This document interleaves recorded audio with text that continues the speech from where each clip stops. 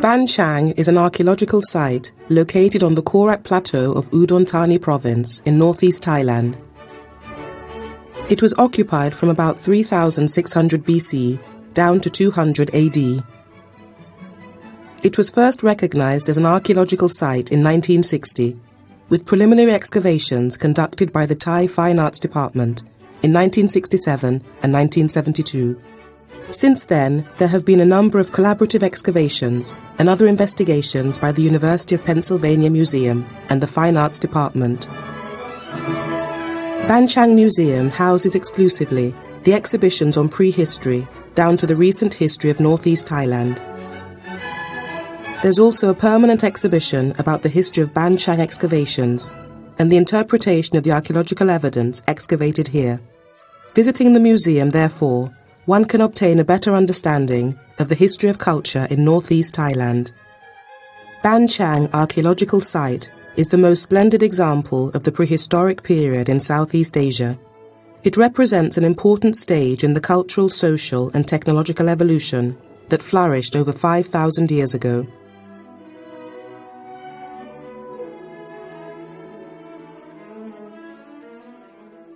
Archaeological work at Ban Chang did not end during the important series of excavations, but expanded its scope of exploration to other sites in the northeast and throughout Thailand.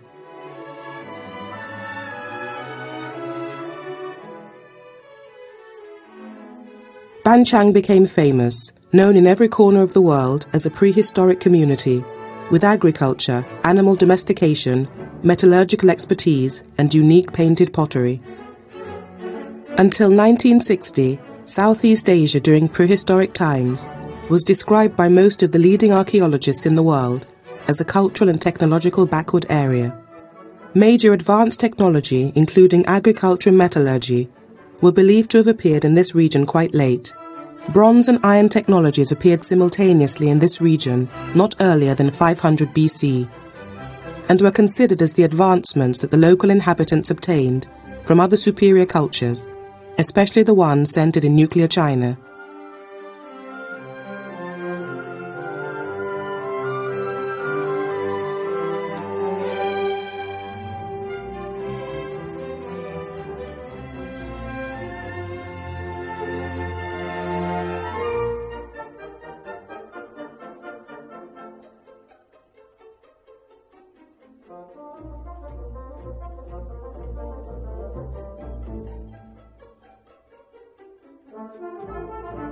Archaeologists have found that the initial settlers of Ban Chang, which appeared here around the late 4th millennium BC, were already rice agriculturalists.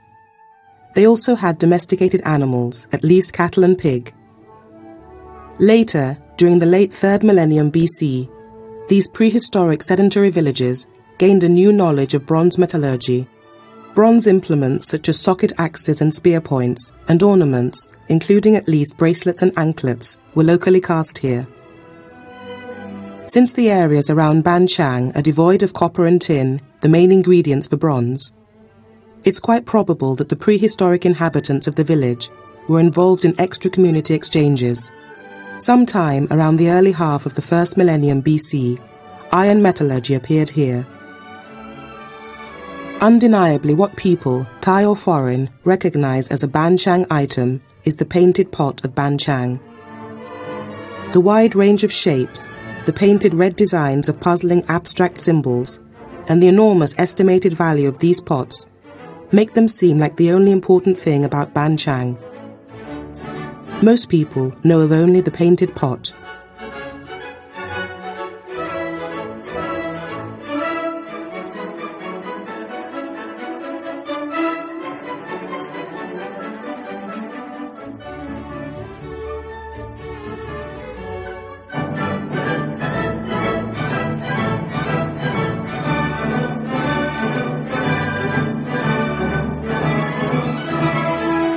The use of bronze in the prehistoric period of the Old World has always been equated with the appearance of marked social-political transformations.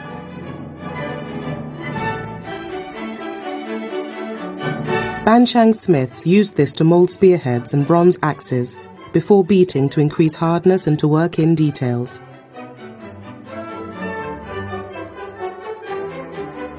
In the 2,500 years from the beginnings of Ban Chang civilization to the time it declined, its people most likely used containers made from a variety of materials, such as cups made of banana leaf or other leaves, bamboo strips or woven bamboo baskets.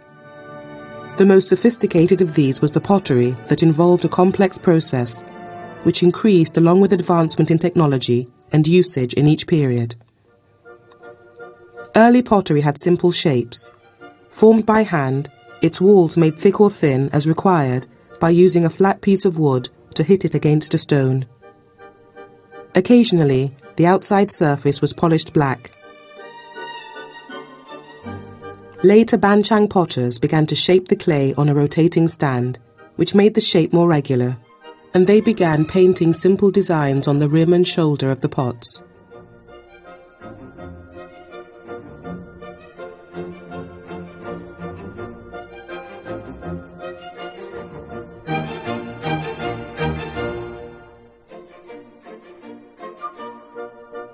The painted pots that are famously known around the world are from about 2,000 years ago. What people usually don't know is that no painted pots were ever actually used in cooking.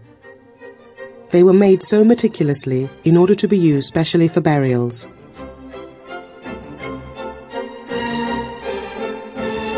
Buffalo toe bones are found to be different from those of the wild buffalo. This shows that they were domesticated and continually used for hard labor, resulting in changed bone quality.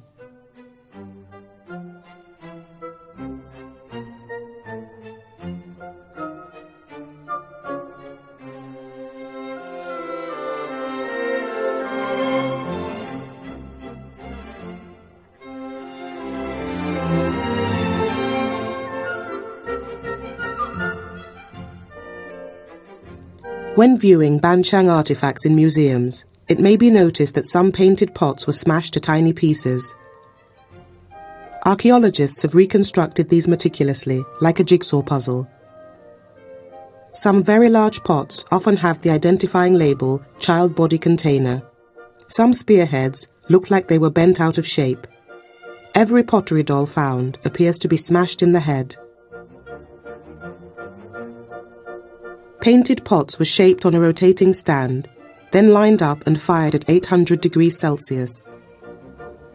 When cooled, they were painted with brushes made with animal hair or tree bark that had been beaten so that their ends were soft bristles.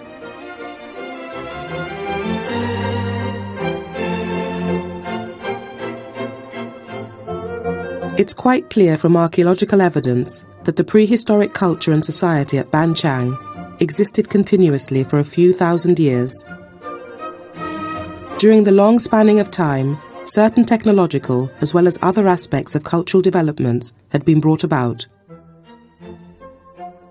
The obvious implications of this evidence are that the prehistoric population of Southeast Asia had the ability to either develop or adapt new technologies as early as other cultures, and that any indigenous technological and cultural developments could have occurred in every society of any region of the world.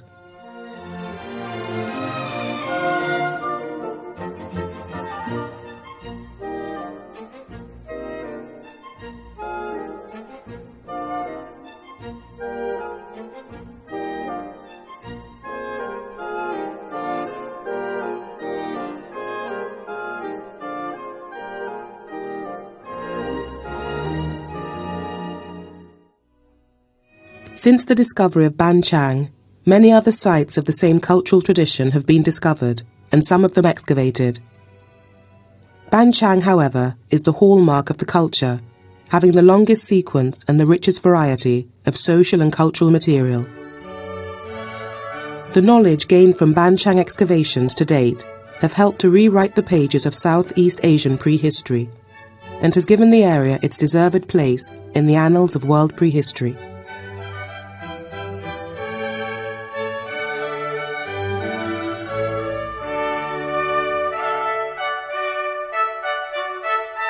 A number of artifacts excavated at Ban Chang are exotic to the region. These include such status symbols as stone bangles and native metals, which enable prehistoric trade and exchange networks to be traced. Later in the site's occupation, Trade items such as glass and semi-precious stone beads from India were popular. The imported metals were utilized at the site for both jewelry and tools. The site is protected under the Act on Monuments, Ancient Objects, Art Objects and National Museums of 1961. The Fine Arts Department, Ministry of Education, is directly responsible for the organization and management of the site. The National Museum Ban Chiang was established in order to conserve and exhibit the artifacts excavated from the site during 1974 to 1975. Many archaeological artifacts are still in situ, giving a complete picture of the original culture.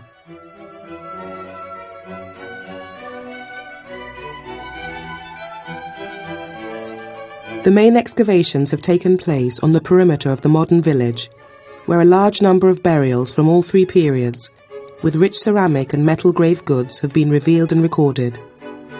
One of the excavations has been preserved for public viewing with a permanent covered building. There's an excellent site museum in another part of the village. Burial traditions of the prehistoric Ban Chiang people, which meant putting the entire body in the grave, made demographic archaeology easier than in periods where cremation had begun, such as Varavati, Sukhothai or Ayutthaya. A drawing of a burial ceremony in the Ban Chiang was a cultural tradition. Evidence from the skeleton of a large man and items buried with him show that there was a clear direction for burials. It's believed that a shaman performed spirit-sending ceremonies to help the dead into the next world.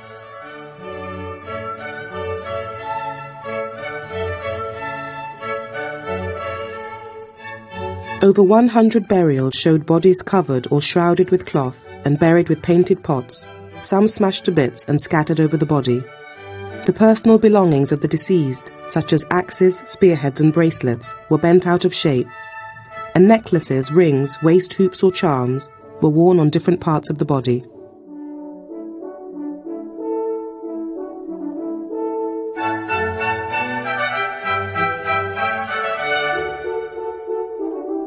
Ban Chiang people did not yet know Buddhism, so their beliefs were in spirits, both good and bad, that are above nature and in the next world.